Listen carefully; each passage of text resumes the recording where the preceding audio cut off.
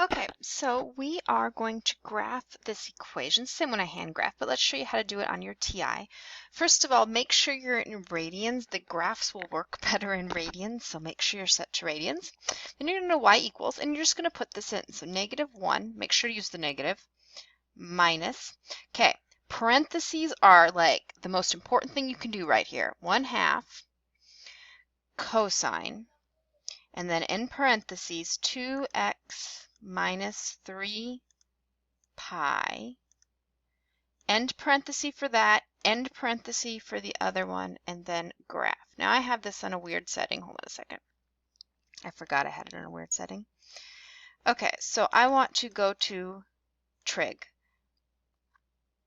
and it'll usually give you the best view. Now, if you don't like it, you want to zoom in, etc., I find I usually go to the trig, see what it looks like, but then this window button, if, for instance, I simply put in -2 pi, it'll do that, and that's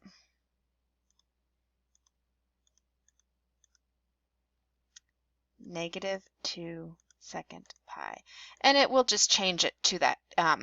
And so it'll set those, and then you can usually, I set these, say I want to count by pi over 2. I think that's what it was counting by. Yep. And I can change the min and maxes. I can decide I want to count by halves, so scale. And I find that that can be really useful in getting a good view of the graph. Now, once you have the graph here, and you want to look at specific points, so I'm going to let it redraw it for a minute. So zoom to get the basic looking graph, and then window if you want to fuzz with it a little bit, get a little bit better. Then remember, if you take second window, you're going to get the table. And so then you can literally, this is,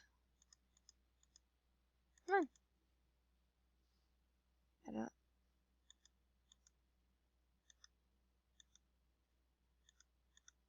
know why it's not going.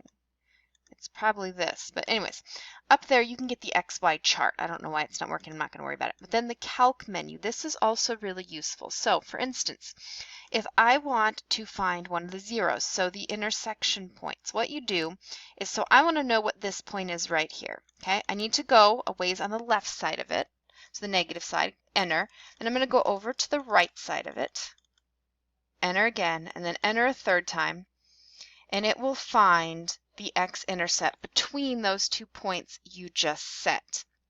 If there's not one, okay, I must have not clicked it in right. I've obviously made it mad at me.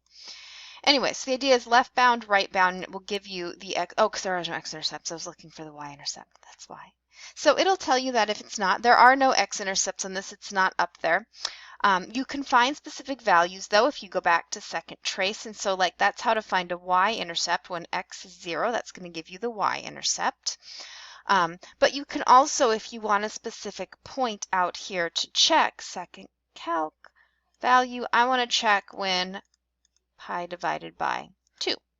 It's going to find that for me. You can see that's one of the minimums. So if you want to check your minimum and maximum points, it's a good way to do it.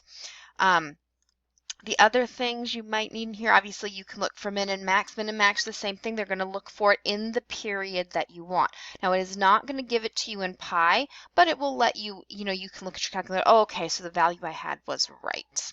Okay, so hopefully that helps you go through the steps of how to graph this. The big thing is parentheses, parentheses. You cannot overuse parentheses enough, because if you don't use enough parentheses, it will definitely screw it up. So just a heads up. Also, make sure you're in radians.